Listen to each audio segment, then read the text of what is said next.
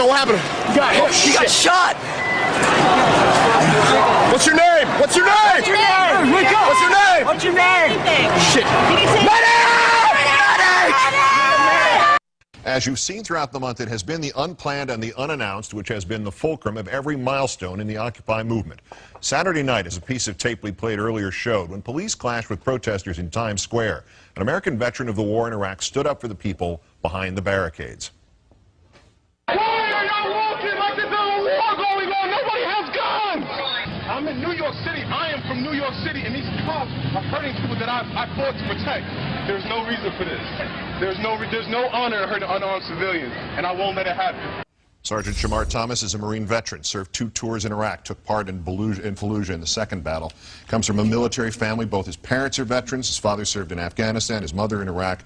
It's an honor to have you here, sir. Thank you. I appreciate it. Why'd you go to Times Square Saturday night, particularly wearing your medals and your uniform? I initially went to the protest on October 5th, and I saw the police brutality, and it made me want to get involved even more to, you know, the understanding that, you know, we have young men and women out here who are trying to inspire, you know, change. And so why wouldn't I want to be a part of that? Protesters didn't know what to do because obviously you were hitting a chord with these people. What were you trying to say? And obviously we have the quotes, we have the tape, we played it, but what was in your mind as you were, you know, expressing yourself in that vocal manner?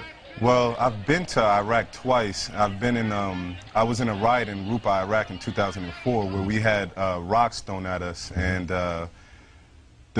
after the rocks were thrown, we didn't go beating up people and arresting people, you know what I mean? We kind of treated it with a level of humility, you know what I mean? And to have the cops beating, I saw, you know, a cop punching a woman in the face, you know, to see that in my own country, you know, my family fought for this country for people to have a right, and these people are peaceful. I haven't seen a video yet where I've seen them try to hurt the cops. So why are they using batons and sticks? Why are they in riot gear when nobody's trying to riot, you know? Did you have a sense at the time that they were listening to you? Oh, I know for sure they were listening to me. I have no doubt in my mind that they were listening to me. I had the fire in my gut, you know, so to speak. Like they knew what I meant. You know, I've been to, you know, on over 50 combat missions, so the intensity is there. They know that I'm telling the truth. You know, they know in their hearts what, you know, what I'm saying is right. And it seemed like you were a cold bucket of water against their sort of fevered, what's going to happen now thing, because you actually been in the real thing where it was life and death, and this was not it. And that was what you're trying to get to them? It's a time and place for things. You know, it wasn't. When the situation arises where the crowd starts getting frantic, that's when it's time to say, you know what, the crowd is getting frantic. When people are just shouting, you know, we are the 99%, come join us, these are not, you know, chants that incite violence, you know what I mean? So why, you know, the riot police were informed, just walking, marching up and down the street like, you know, like it was a battle going on, and I've been in battle. It was no battle going on. Right. You know? The other side not only didn't have weapons of any kind, they didn't have the rocks yet. They're not no rocks. There's no stage at that point. Give me your assessment of the messages that are coming from Occupy Wall Street, and are you in favor of them, opposing the corporate greed and holding the banks accountable and supporting the middle class, principally those three? I support everybody's view. I tell people all the time that I'm not a part of any political party. I'm not a part of any group or anything like that. I'm an American citizen. Okay, so then what does this mean to you? What this means to me is that this is our time in our generation to change the greed that is in America. Like both of my parents did 20 plus years in the military, and they have to find jobs now. And it's like I recruited for the Marines for 4 months, and it's like I taught kids to come join the Marines. So it's like, come join the Marines, and then what are you going to do after you get out of the Marines? You know what I mean? So it's like there's no, there's no place for us to go now. You know what I'm saying? So is there a place, do you think, in Occupy, in the entire movement, in the protest movement that's beginning in this country, for veterans' rights, and particularly recent veterans' rights, to be addressed? Should there be some more attention paid to this fact? Well, that's the whole thing with the uniform. Sure. That's what I tell people. Like, I want to inspire the veterans to come out, because a lot of veterans have this thing where they don't want to speak against the government. They're so, trained, like, oh, no, if I speak out, speaking against the government is wrong, you know what I mean? Because we have a chain of command, But Yeah. I don't think it's about a chain of command. It's about a way of life, You understand what I'm saying? So Chain of command goes both ways. Sergeant Shamar Thomas, U.S. Marine Corps, whose mother, father, grandfather, and great-grandfather also served this country through Iraq and Afghanistan and Vietnam and World War II. Yes. Great thanks to you for your service, to them for their service, and spectacular work on Saturday night. Thank you. And thanks for coming in here.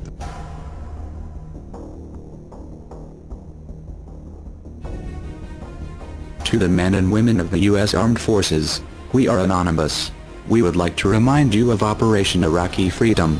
The purpose of Operation Iraqi Freedom was to remove all weapons of mass destruction, as well as to secure a better democracy for the citizens of Iraq. In the process of securing that democracy, it meant the protection of Iraqi citizens from an unjust government, until the political regime changed for a better democracy. Now, if we may direct your attention to the homeland, there's a new enemy to the United States Constitution. This enemy is the current United States President. The President has passed a bill that practically destroys the United States Constitution. The name of this bill is called the National Defense Authorization Act.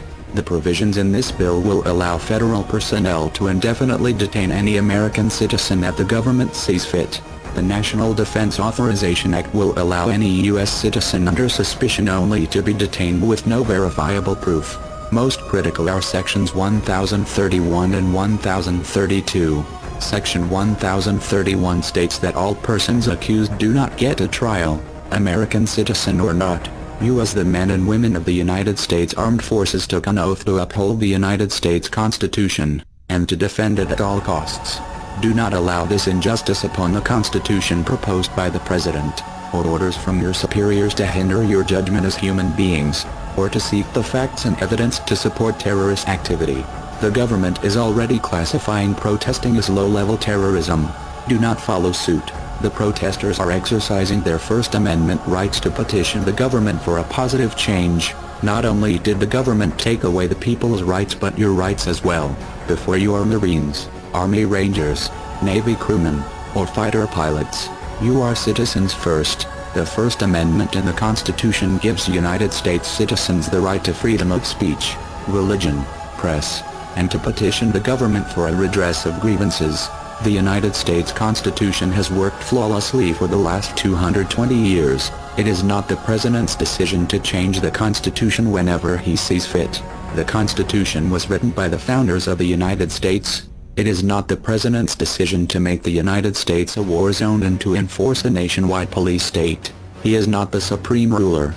He led the country to believe that hope would bring change for a better tomorrow. So far, the only change has been a dictatorship that allows the brutal beatings of unarmed citizens, pepper spray to the faces of the elderly, and feet to the stomachs of pregnant women, as well as a bullet to the face of a military veteran named Scott Olson, from Oakland, California, in hopes to silence a revolution that refuses to be silenced.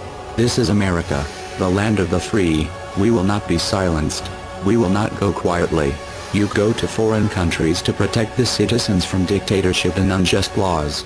Now it's time to protect the citizens of your own nation, as the United States government is now inflicting fear on its own people. Your allegiance is to the people of the United States, not to the people that control the government.